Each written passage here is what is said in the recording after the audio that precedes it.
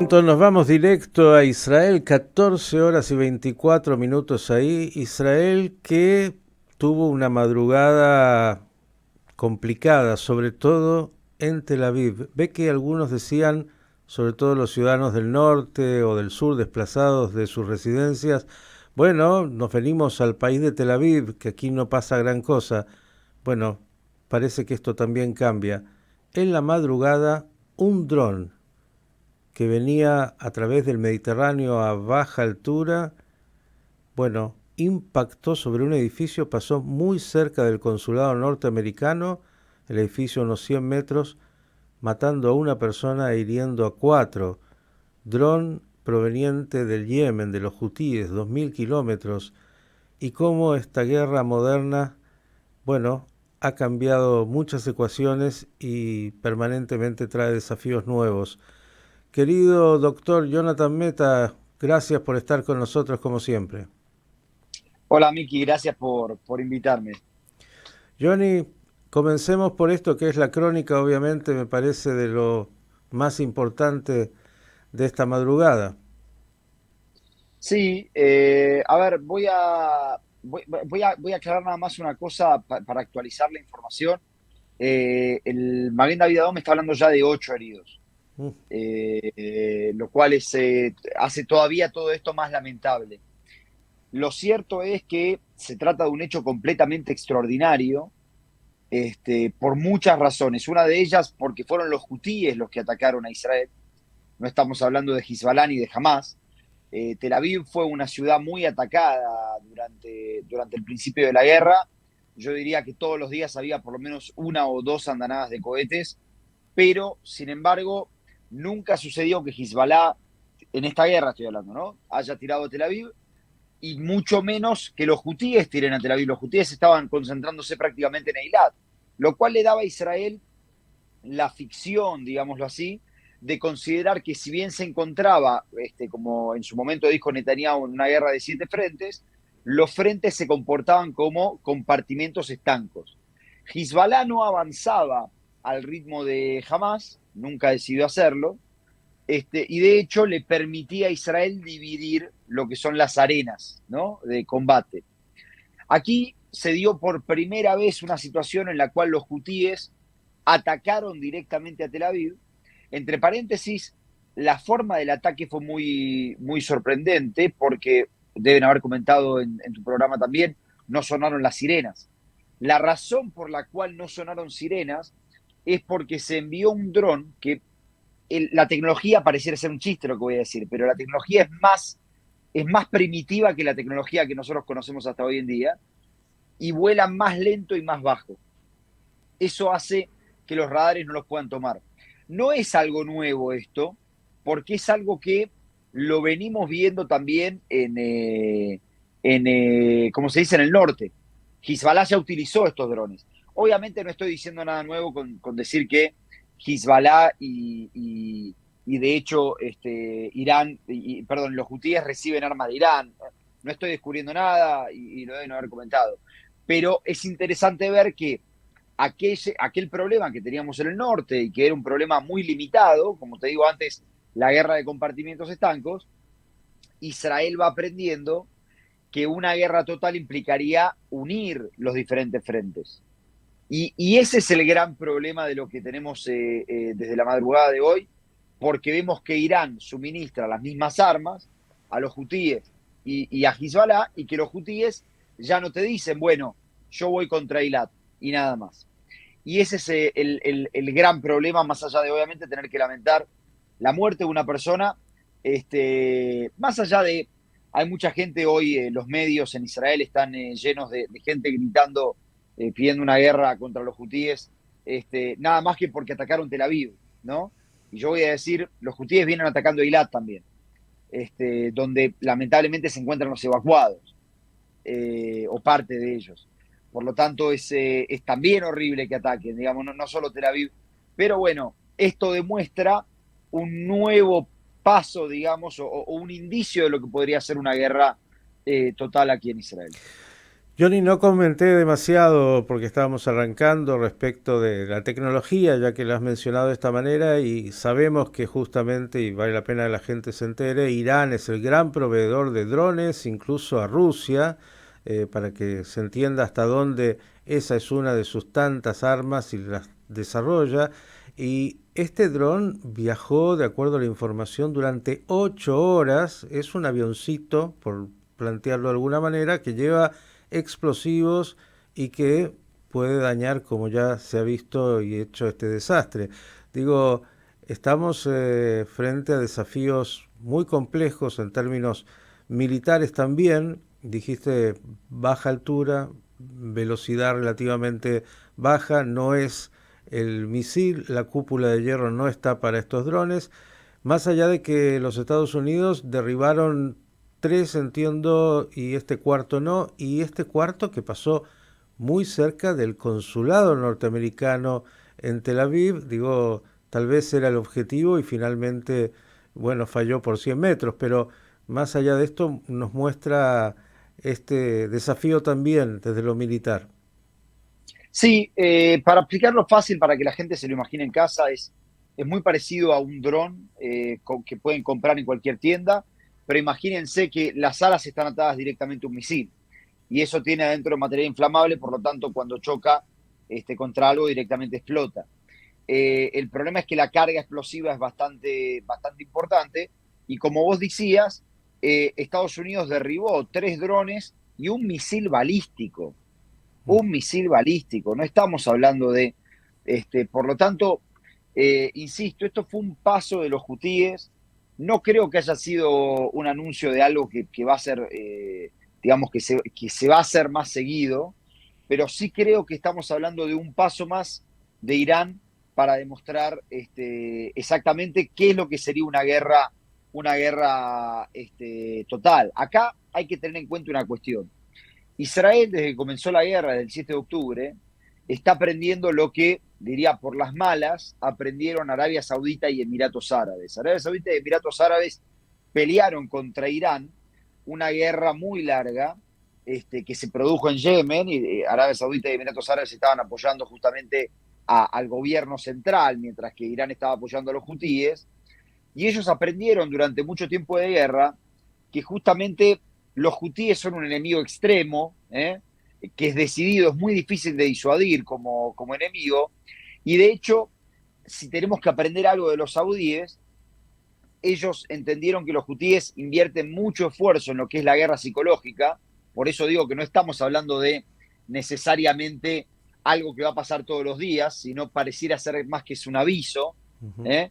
Y también que están equipados con armas sofisticadas, no al nivel de cantidad de Hezbollah, pero sí armas sofisticadas y el arma alcance como también tiene Hezbollah. Mucho se habla del arsenal de Hezbollah, pero el arsenal de Hezbollah, como decíamos antes, viene, viene desde Irán. Entonces Irán se lo proporciona a los dos.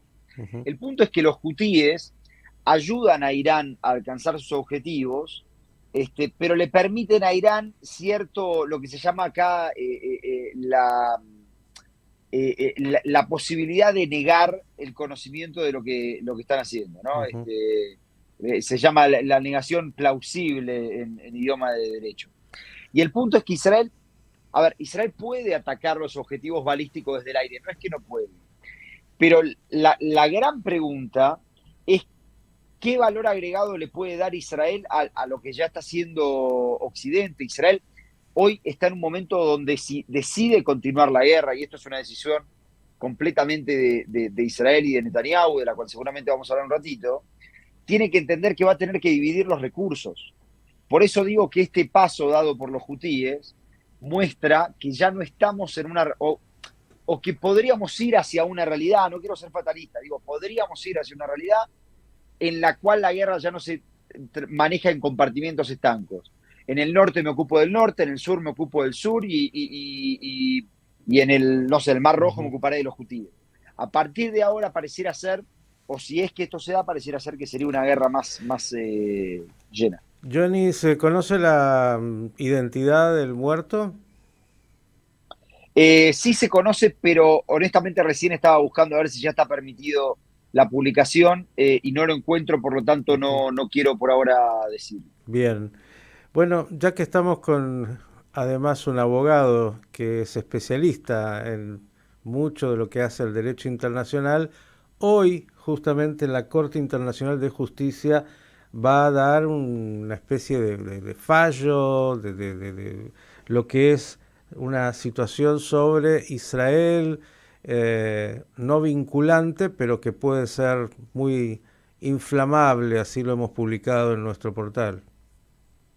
Sí, hoy se va a publicar una opinión consultiva. Ustedes saben, la Corte Internacional de Justicia puede dictar fallos cuando se establece que hay un pleito entre dos partes Ujú. y como cualquier juzgado que ustedes conocen dictamina quién está en lo correcto y quién no, o puede emitir opiniones consultivas. Las opiniones consultivas, como decís, no son vinculantes, en tanto que lo que se está haciendo es pedirle a la Corte que diga, que haga una especie de dictamen, qué Ujú. opinión tiene la Corte sobre este tema, pero no se está llevando el tema a conocimiento de la Corte todavía.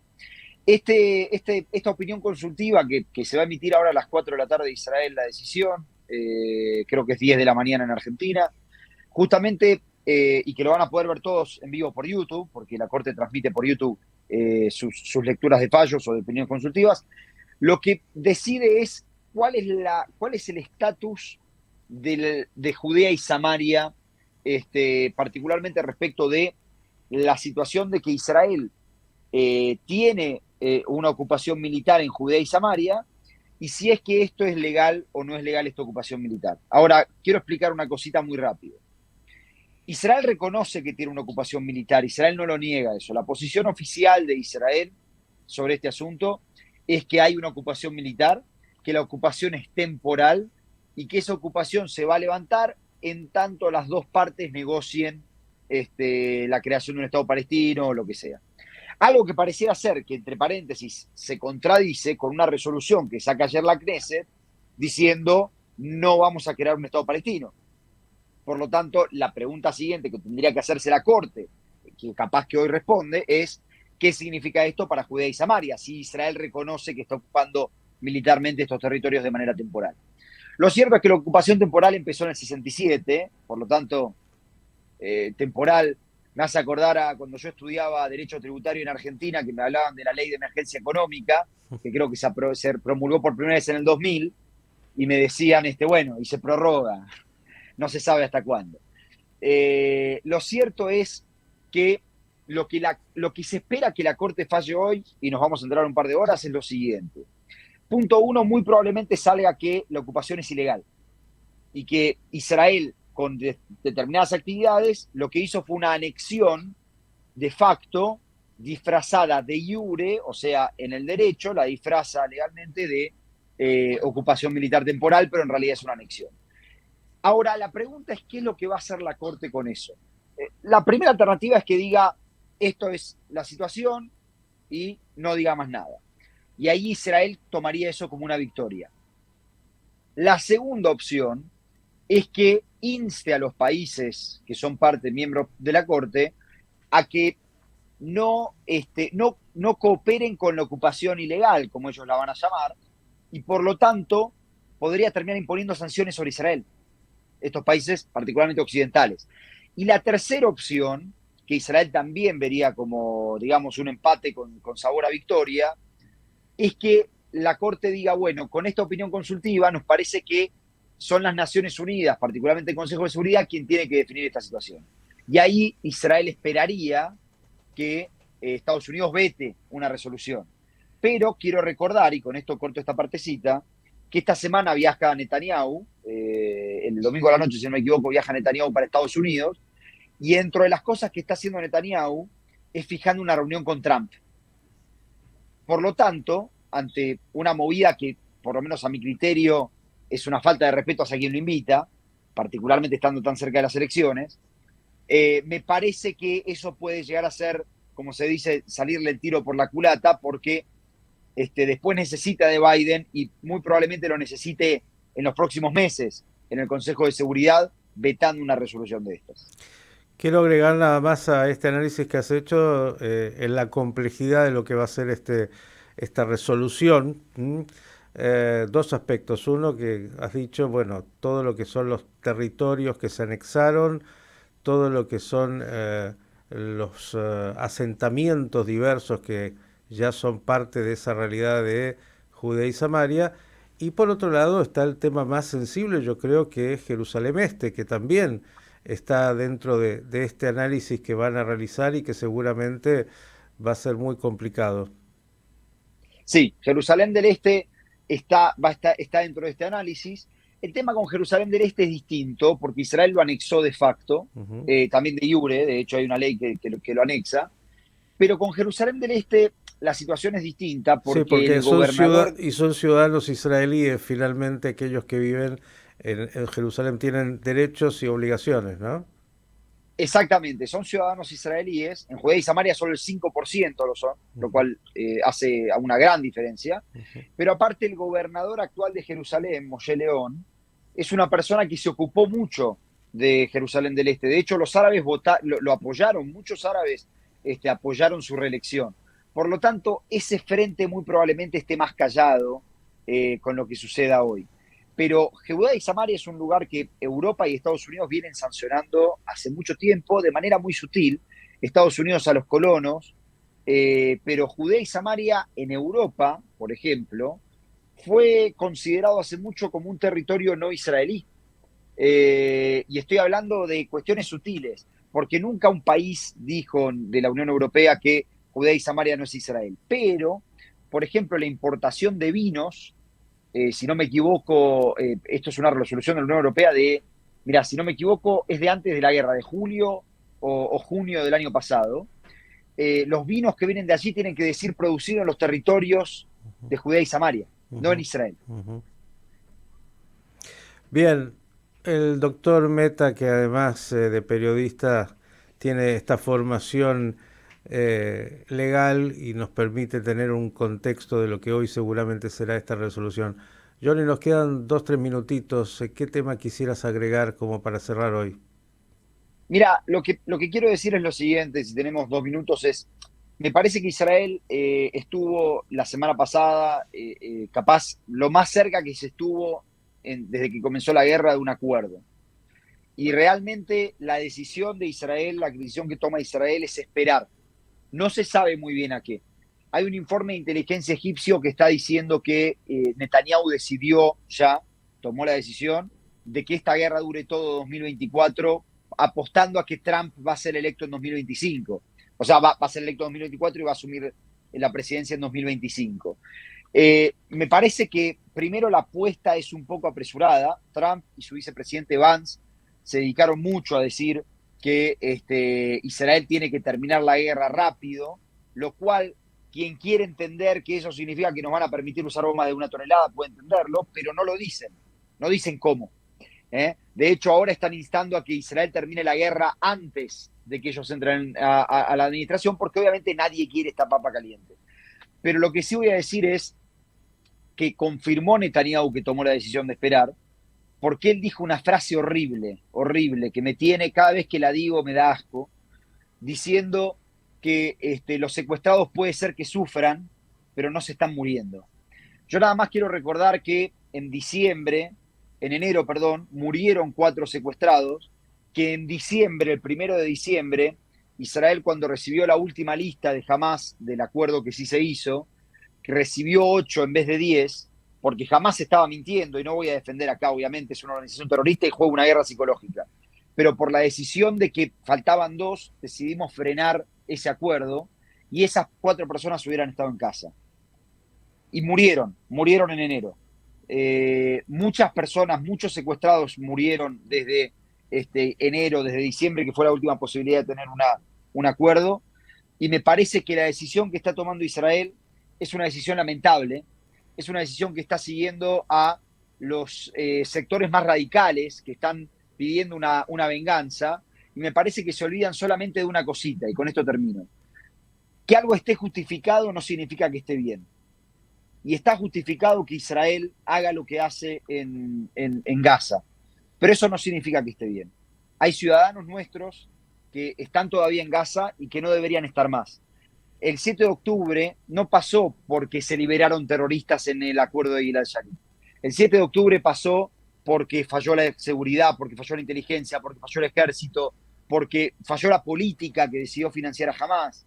Entonces me parece que se está jugando con la vida de ciudadanos israelíes y a mí eso me duele.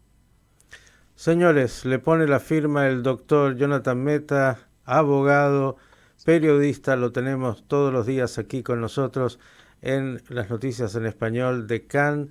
Así que, Johnny, agradecerte como siempre por toda tu enorme tarea, desearte Shabbat Shalom y ojalá tengamos pronto, aunque ya lo decimos hace demasiado, algo de mejores noticias. Un abrazo grande. Un abrazo enorme, Miki. Chau, chau. El doctor Jonathan Meta, aquí con nosotros en Pensando las Noticias.